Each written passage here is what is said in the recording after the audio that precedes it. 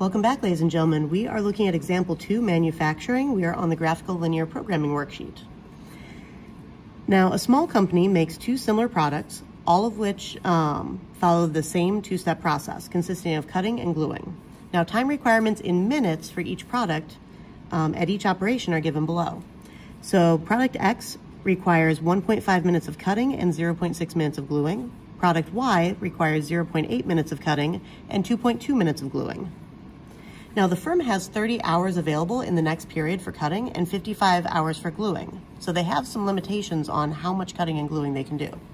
Product X contributes $4.40 per unit to profit, and Y contributes $4.50 per unit. Find the product mix that maximizes the profit. Now, first, let's go ahead and define our variables. I'm going to define X as the number of product X produced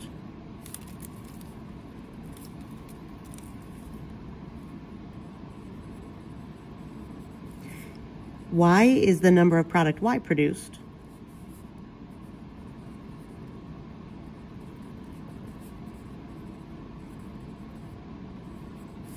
And I'm going to say P is equal to the profit in dollars.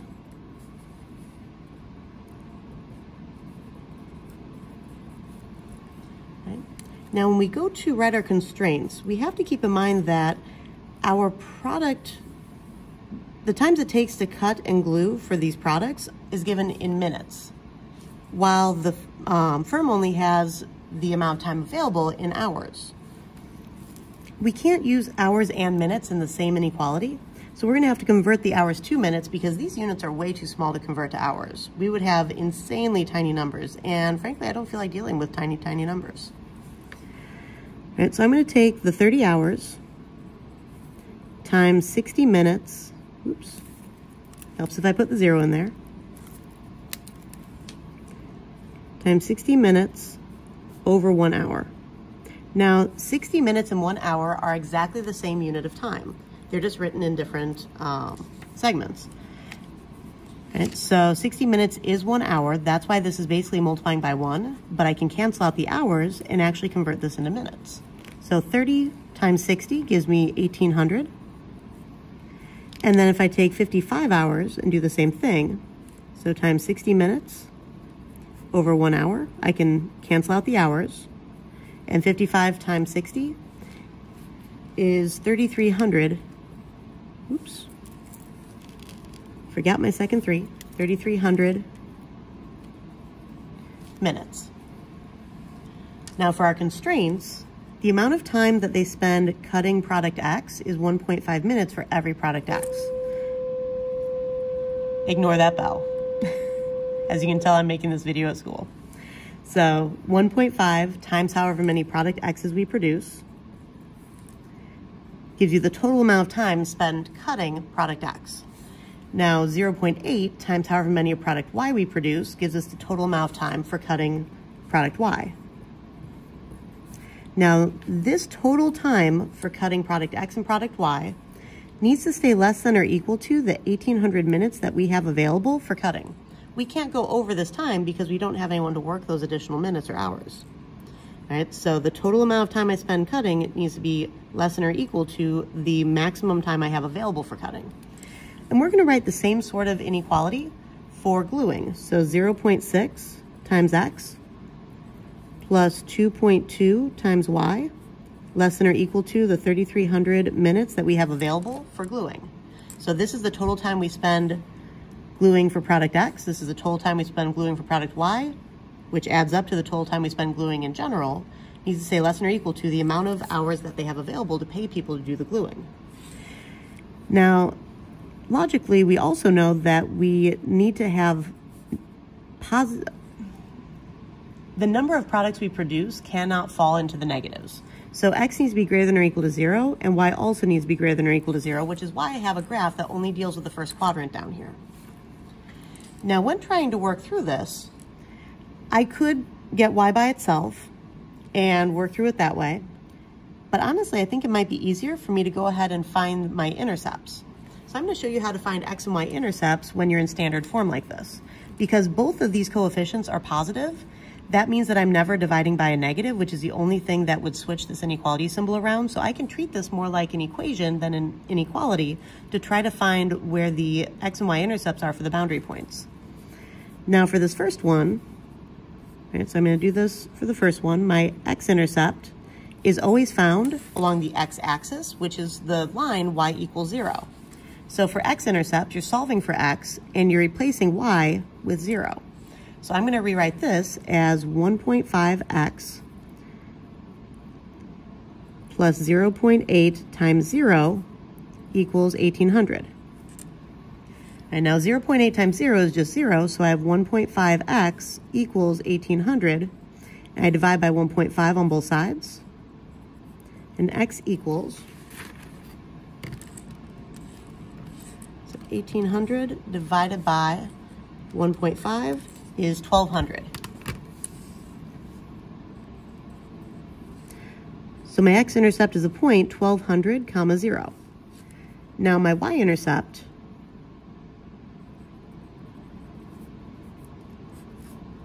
is when x is 0.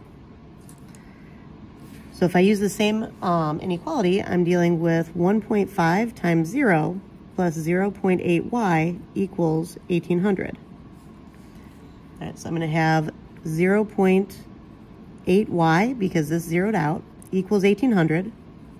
Divide by 0.8 on both sides.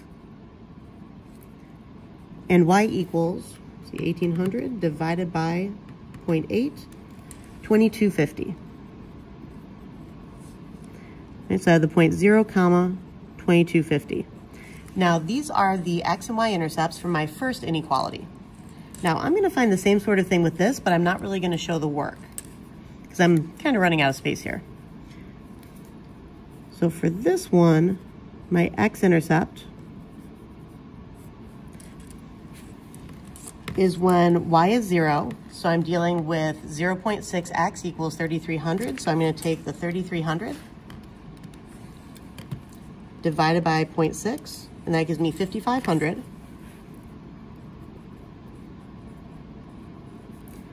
So I have 5500, comma 0.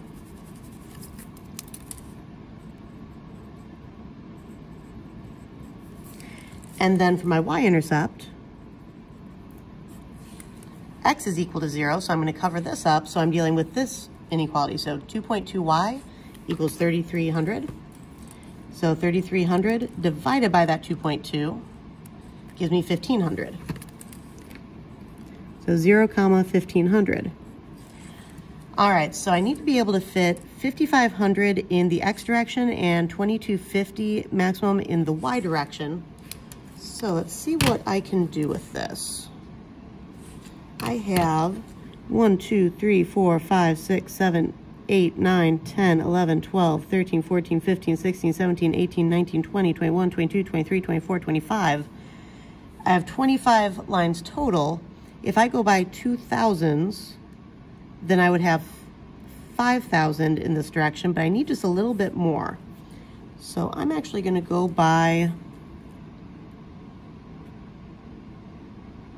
what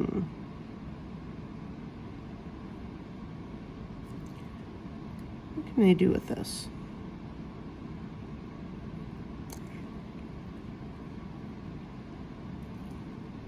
I'm going to go by 2500s instead of 2000. So that means that this is going to be 0, and this is going to be 2500. This will be 5000. This one's going to be 10,000. This one's going to be 1500. Sorry, 15,000.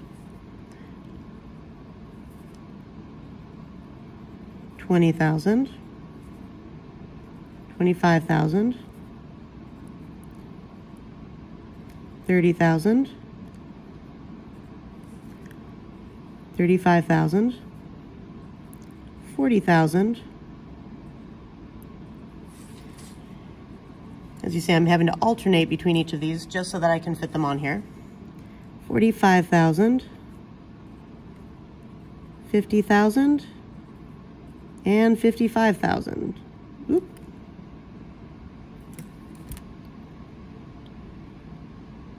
I need 5,500, so I'm going to erase. Yeah, I'm going by 250, my bad. As I said, even math teachers make mistakes. This one wasn't major. I just need to erase a 0 from the end of each of these, which actually makes them fit better.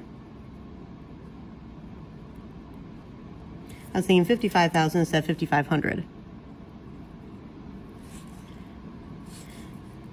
All right, so I'm going by 250 each time. So 250, 500, 750, 1,000, 1,250, 1,500, 1,750, 2,000, and so on. So this is number of product X. And I'm just going to go by the same count for this direction as well.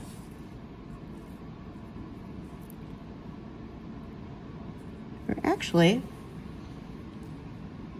since I need to fit 2,250, I might just be able to go by hundreds on this one. 1, 2, 3, 4, 5, 6, 7, 8. You don't have to go by the same scale on both axes. 9, 10, so that'd be 1,000. 12, 13, 14, 15, 16, 17, 18, 19, 20, so 2,000. 1, 2, 2,200. So this would be 2,300, 2,400.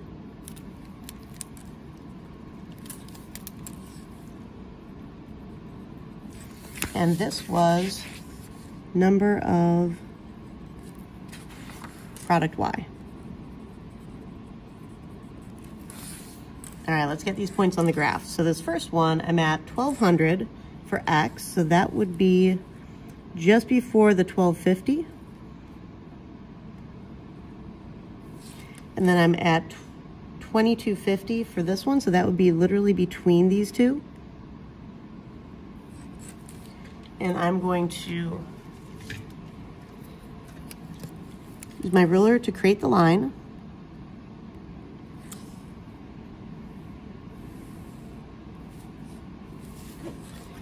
And then this one is at 5,500, so way over here for my x-intercept. And then 1,500, which is between these two.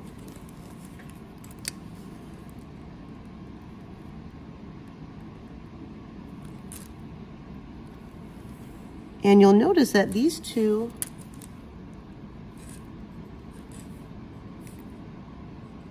do not cross at a nice number. Okay, which is going to make things a little bit interesting when we go to actually solve this.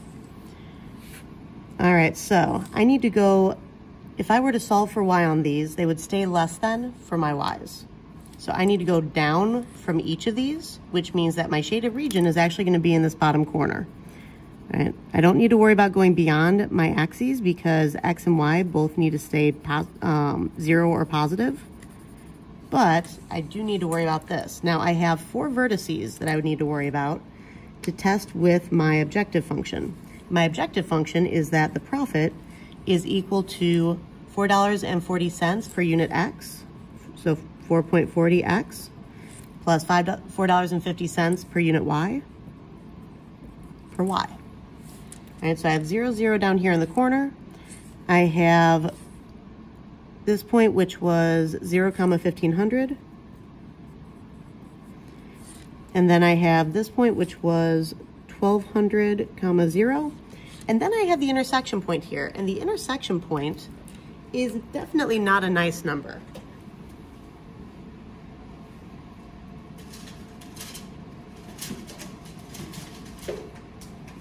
And to work through this, we actually need to solve a system of equations. I apologize for the pause. I need to go and grab some paper. And we're going to have to solve this system of equations. Now, I'm going to write these as equals instead of inequalities because what we're looking for is the intersection of the lines themselves, and the lines are the equals portion of these inequalities.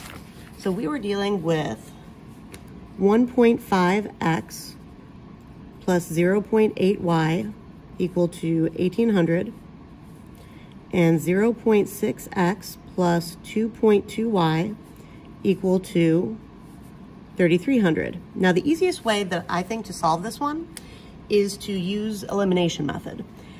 And I'm not going to worry about trying to find a common factor between these. I'm just going to go ahead and multiply my top equation by negative 0.6 and my bottom equation by 1.5. All right. By making one of these negative, that means that I'm going to have the same number negative plus the same number positive to be able to cancel out my x's. All right, so if I take 1.5 times 0.6, that gives me 0.9. Now keep in mind that this was negative, so I'm going to have negative 0.9x. 0.6 times 0.8. Now again, it's going to be negative, so minus 0.48y equals 1800 times 0.6. This can be negative 1080. All of these were originally positive, so now all of these are negative. And then 1.5 times 0.6. 1.5 times 0.6 gives me 0.9 again, which is what we were trying to make happen so that the x's can cancel. 2.2 times the 1.5 gives me 3.3. So plus 3.3y equals 3,300 times 1.5, which is 4,950. Now I'm going to add straight down all of those terms. Negative 0.9x plus 0.9x is 0. That cancels out. That's why this is called elimination method. Now negative 0.48. So negative, remember the negative sign's down here, 0.48 plus 3.3 equals 2.82. So 2.82y equals negative 1080 plus 4,950, which is 3,870. Divide by 2.82 on both sides to isolate y, and divide this by 2.82, and we get 1,372.34. Now, if you're not able to produce an entire unit, then you're not able to. So that 1,372 is actually what I'm going to be using. So 1,372, and then I'm going to put that back into my top equation. Now, I'm actually going to leave the 0.34 for right now, but I am going to round this. So if I go back up to my top equation, the original one, I have 1.5x plus 0.8 times that 1372.34 equals 1,800. Right, so simplifying that, 0.8 times my previous answer, and I'm going to keep this as exact as possible. I have 1.5x plus 1097. Let's say 87 equals 1,800, and subtract the 1097.87 from both sides. So I have 1.5x equals 1,800 minus 1097.87, and I have 702.13. Divide the 1.5 on both sides, and x equals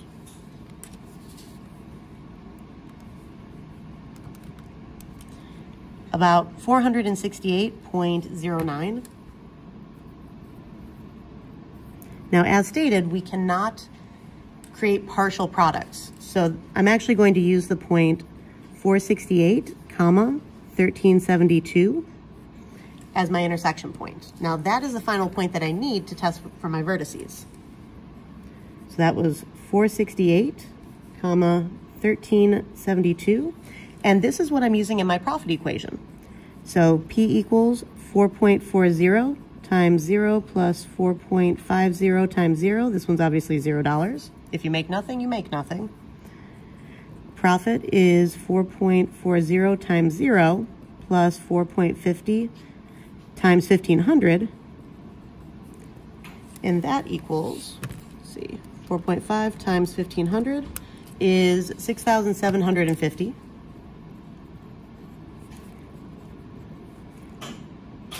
$4.40 times 1,200 plus 4.50 times 0. So 4.4 times 1,200 is 5,280.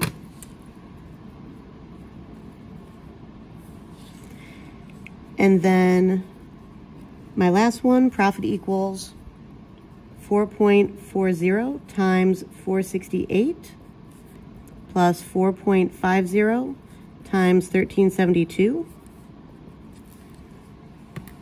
4.4 times 468 plus 4.5 times 1372. Oops, I missed the 2 at the end. All right, got to fix that. All right, so $8,233.20. All right, so I would want to produce, so they should produce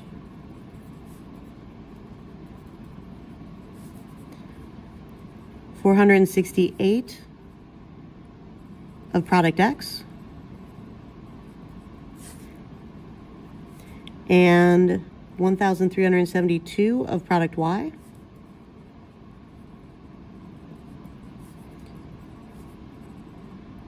To maximize their profits to $8,233.20. Right, that is the answer to the question that was above. Find the product mix that maximizes profit. Right. I'll see you in class.